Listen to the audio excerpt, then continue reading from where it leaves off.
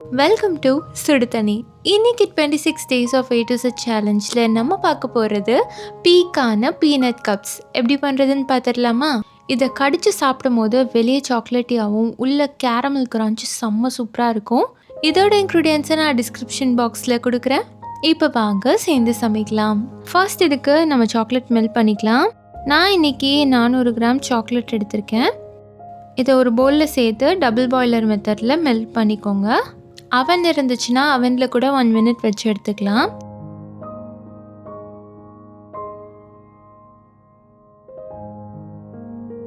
நல்லா ஃபுல்லாக மெல்ட் ஆகணும், கட்டி இல்லாமல். அந்த மாதிரி மெல்ட் பண்ணி எடுத்துக்கோங்க. இப்போ நம்மளோட சாக்லேட் ரெடியாக இருக்குது.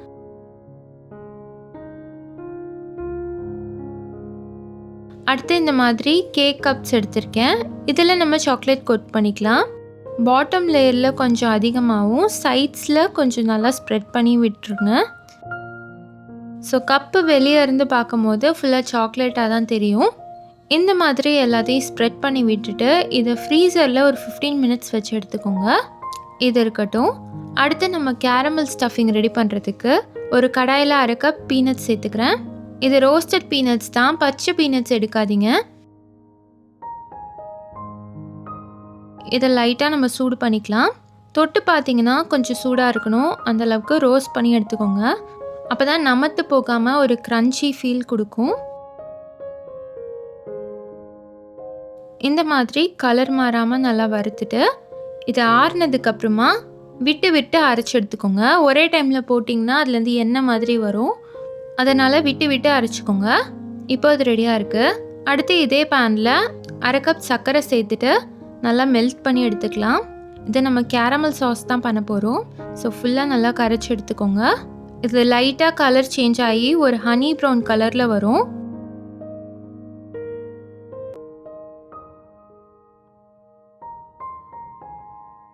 ஃபுல்லாக கரைஞ்சி கலர் மாறி வரும்போது இதோட நம்ம 2 டீஸ்பூன் பட்டர் சேர்த்துக்கலாம். இது கலர் மாறும் போதே நம்ம அந்த பட்டர் சேர்க்கணும். கரிஞ்சு போக விட்டுறாதீங்க, கேர்ஃபுல்லாக அதை மிக்ஸ் பண்ணணும்.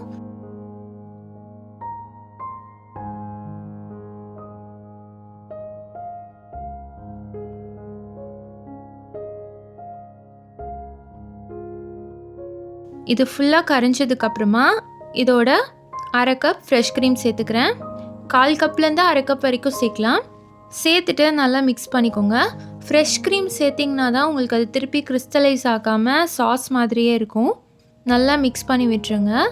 இது அடுப்பில் இருக்கனால ஒரு மாதிரி நுரைச்சி வருது. ஆஃப் பண்ணதுக்கப்புறம் அப்படியே சாஸ் மாதிரியே இருக்கும். ஃப்ரெஷ் க்ரீம் நல்லா கலந்ததுக்கப்புறமா இதில் நம்ம பொடி பண்ணி வச்சுருக்க பீனட்ஸை சேர்த்துடலாம். ஃபுல்லாத்தையும் சேர்த்துட்டு ஒரு 2-3 நிமிஷம் கலந்து விட்டுருங்க.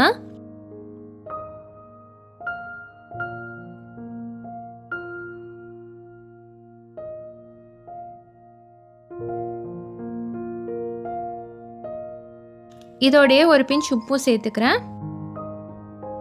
சேர்த்துட்டு நல்லா மிக்ஸ் பண்ணிக்கலாம். இது ரொம்ப நேரம் அடுப்பில் இருக்கணும்னு இல்லை, ஒரு 2-3 நிமிஷம் இருந்தாலே போதும். இப்போ அது ரெடியாக இருக்குது. இது கொஞ்சம் ஆறுனதுக்கப்புறமா ஃப்ரிட்ஜில் இருந்து நம்ம இந்த கப்ஸை எடுத்துகிட்டு வந்து அதில் நம்ம ஸ்டஃப் பண்ணிக்க போகிறோம். எல்லாத்துலேயும் செகண்ட் லேயராக இதை ஸ்டஃப் பண்ணி லெவல் பண்ணி விட்டுருங்க. பீனட் லேயர் கொஞ்சம் ஜாஸ்தியாக கூட நீங்கள் வச்சுக்கலாம்.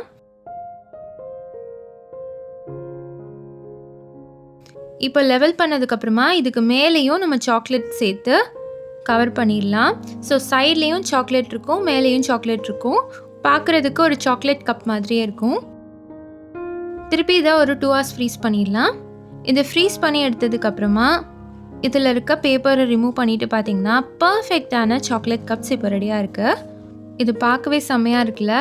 இதை கடித்து சாப்பிடும் போது உள்ளே இருக்க கேரமல் பீனட்ஸ் அப்படியே ஒரு பிளாஸ்ட் கொடுக்கும். ஸோ செம்ம சூப்பர் காம்பினேஷனான இந்த சாக்லேட் அண்ட் கேரமல் பீனட்ஸை வந்து கண்டிப்பாக நீங்கள் மிஸ் பண்ணிடவே கூடாது.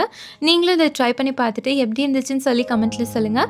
இந்த வீடியோ பிடிச்சிருந்தா லைக் பண்ணுங்கள். சுடு தண்ணி சேனலை சப்ஸ்கிரைப் பண்ணுங்கள். தேங்க்யூ.